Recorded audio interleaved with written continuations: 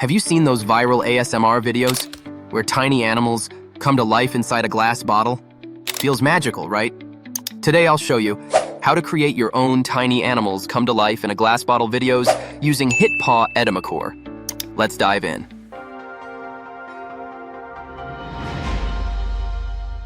Step 1. Open HitPaw Edimakor. First, open HitPaw Edimakor on your computer. If you don't have it installed, download it using the link in the description. Once installed, open the software and create a new project. Step 2. Generate AI ASMR video. Now from the left menu, click on AI video to start creating your AI-generated video.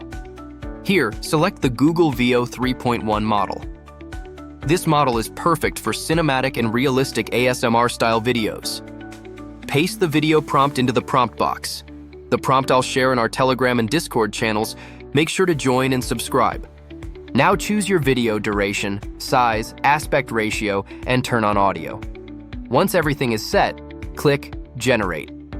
Within a few seconds, HitPaw Edimakor will create your video. Even better, we'll soon upload it to the AI effects section, where you can instantly access viral AI video templates and create stunning videos in just one click. Feel free to explore it anytime. And that's it.